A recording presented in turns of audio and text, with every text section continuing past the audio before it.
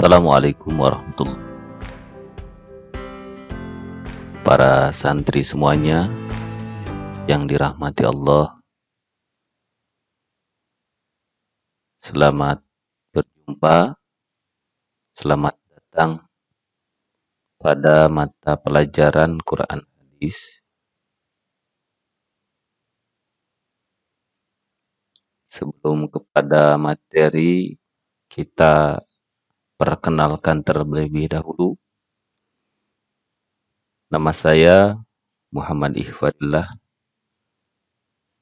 Kebetulan saya diberikan amanah oleh Madrasah Muallimin untuk memegang mata pelajaran Quran Hadis.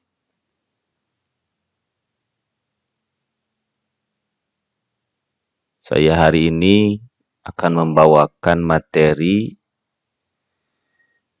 di mata pelajaran Quran Hadis. Ini adalah berkaitan dengan bab 1, yaitu tentang Al-Quran. Subbahasan yang akan kita membahas adalah tentang pengertian Al-Quran. Para santri yang dirahmati Allah, dalam menafsirkan atau mengartikan makna Al-Quran, tidak terlepas dari beberapa definisi dan juga klasifikasi arti dari Al-Quran tersebut. Ada makna yang bersumber dari etimologi ataupun lugawi. Kalau bahasa kita adalah menurut bahasa. Ada juga bagian dari definisi terminologi atau istilah.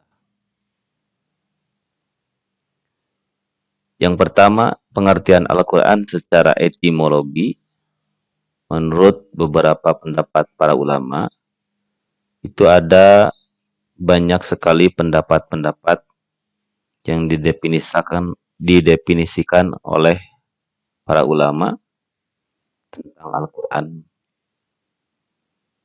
Di antaranya beberapa pendapat yang disampaikan oleh para ulama, yaitu Syekh Al-Farra, kemudian Imam Al-Ash'ari, kemudian Imam Syafi'i, kemudian Muhammad Hudaribik, kemudian Syekh Al-Lihyani, selanjutnya adalah Az-Zujaz, kemudian Syekh Subhi Salih, dan yang terakhir adalah Muhammad Abduh. Itulah yang akan kita sampaikan pendapat-pendapat para ulama terkait pengertian Al-Quran. Pengertian Al-Quran secara bahasa yang pertama disampaikan oleh Syekh Al-Lihyani. Menurut beliau, kata Quran adalah bentuk masdar dari kata kerja fi'il qara'a, yang artinya adalah membaca. Dengan perubahan bentuk kata atau tasrif dari kata Qur'anan, yang artinya bacaan, yang bermakna isim maf'ul dalam arti yang dibaca. Karena Al-Quran itu dibaca, maka dinamailah Al-Quran. Kata tersebut selanjutnya digunakan untuk istilah atau nama kitab suci yang diturunkan Allah Subhanahu wa Ta'ala kepada Nabi Muhammad sallallahu alaihi wasallam. Menurut pendapat Syekh Al-Lihyani. Kemudian pendapat yang kedua yang disampaikan oleh Imam Al-Ash'ari. Menurut beliau, kata Quran berasal dari lafaz korona, yang berarti menggabungkan sesuatu dengan yang lain. Kemudian, kata tersebut dijadikan sebagai nama kalamullah yang diturunkan kepada Nabi Muhammad SAW.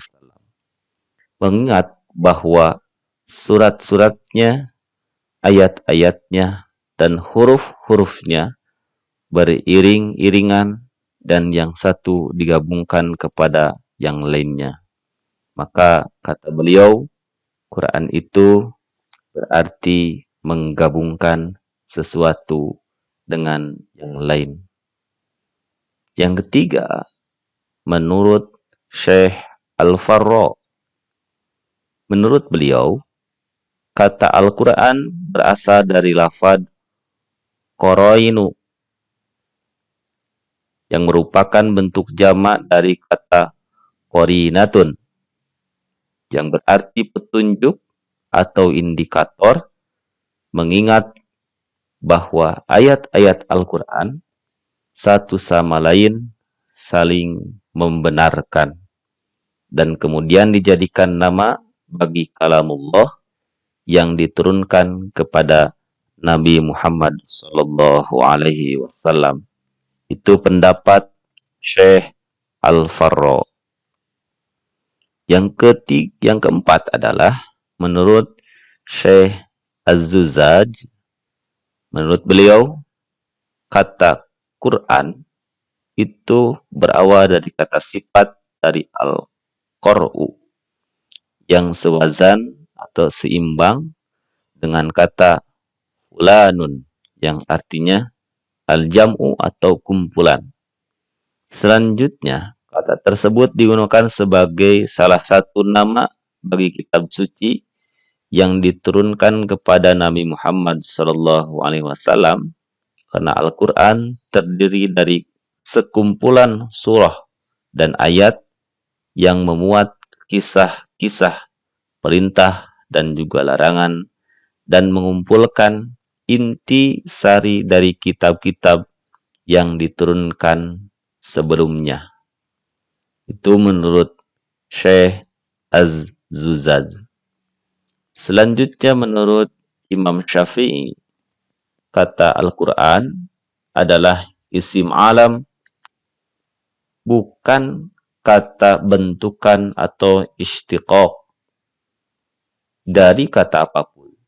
Dan sejak awal memang digunakan sebagai nama khusus bagi kitab suci yang diturunkan Allah Subhanahu wa taala kepada Nabi Muhammad SAW.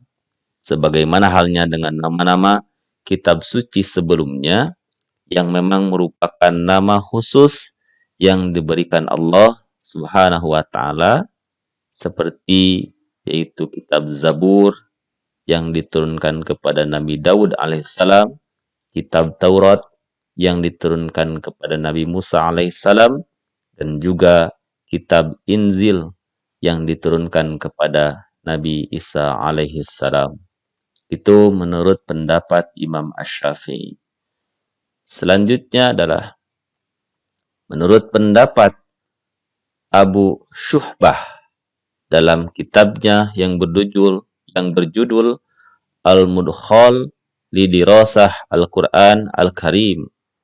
Dari kalimat pendapat-pendapat tersebut yang tadi atau yang di atas, dapat disimpulkan menurut beliau, pendapat yang paling kuat, pendapat yang paling tepat dalam makna Al-Quran adalah pendapat yang pertama, yang paling tepat, yakni menurut Al-Lihyani, yang menyatakan bahwa Al-Quran merupakan bentukan istiqaq dari kata qara'a, dan pendapat inilah yang paling masyhur di kalangan para ulama. Itulah pengertian Al-Quran menurut para ulama dari segi bahasa atau lugawi. Selanjutnya pengertian Al-Quran dari aspek istilah. Al-Quran dalam bidang istilah atau ditinjau dari istilah dikemukakan oleh para ulama itu berbeda pendapat dalam mendefinisikan makna Al-Quran itu sendiri.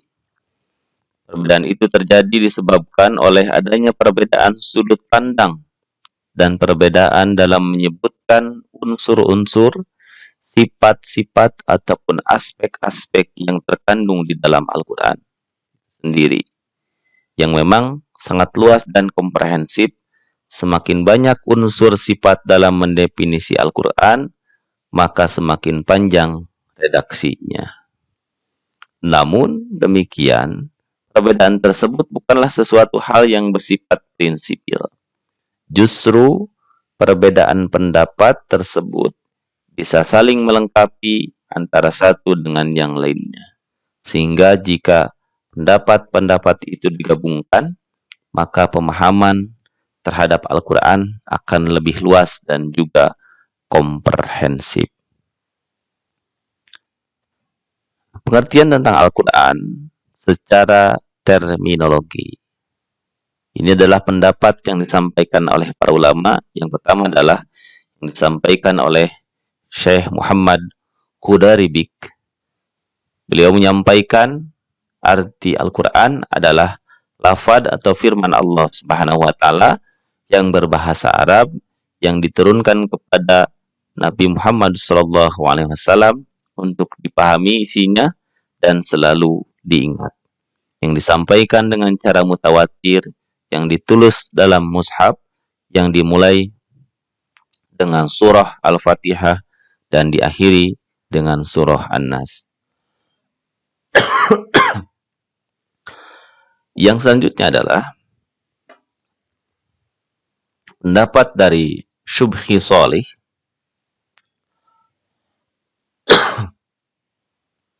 Beliau mengatakan bahwa Al-Quran adalah kitab Allah Subhanahu wa taala yang mengandung mukjizat yang diturunkan kepada Nabi Muhammad SAW, yang ditulis dalam mushaf-mushaf yang disampaikan secara mutawatir dan bernilai ibadah ketika membacanya. Selanjutnya, yang ketiga, menurut Syekh Muhammad Abduh, kitab Al-Quran adalah bacaan yang tertulis dalam mushaf-mushaf yang terpelihara di dalam dada orang yang menjaganya dengan menghafalnya, yakni orang-orang Islam. Itu menurut Syekh Muhammad Abduh. Maka kalau kita simpulkan dari pengertian-pengertian yang disampaikan oleh para ulama yang tadi, maka dari ketiga pendapat tersebut dapat disimpulkan beberapa unsur dalam pengertian Al-Quran sebagai berikut. Yang pertama, Al-Quran adalah firman atau kalamullah Subhanahu wa ta'ala. Yang kedua, Al-Quran terdiri dari lafal berbahasa Arab. Al-Quran diturunkan kepada Nabi Muhammad SAW. Yang keempat, Al-Quran merupakan kitab Allah Subhanahu wa ta'ala yang mengandung mukjizat bagi Nabi Muhammad SAW yang diturunkan dengan perantara malaikat Jibril. Yang kelima, Al-Quran disampaikan dengan cara mutawatir atau berkesinambungan. Yang keenam, Al-Quran merupakan bacaan mulia dan membacanya merupakan ibadah. Yang ketujuh, Al-Quran ditulis dalam mushaf-mushaf yang diawali dengan surah Al-Fatihah dan diakhiri dengan surah An-Nas. Yang kedelapan, Al-Quran senantiasa terjaga, terpelihara kemurniannya dengan apa adanya. Yang kesembilan adalah sebagian orang Islam yang menjaganya dengan menghafal Al-Quran. Itulah beberapa pendapat, pengertian, dan juga kesimpulan dari pengertian Al-Quran. Untuk sementara pertemuan sekarang itu saja yang disampaikan terkait dengan subbahasan pertama, yaitu pengertian Al-Quran yang disampaikan oleh para ulama dan kesimpulan dari pengertian Al-Quran tersebut. Demikian untuk materi pelajaran Quran Hadis dengan tema pengertian Al-Quran. Wassalamualaikum warahmatullahi wabarakatuh.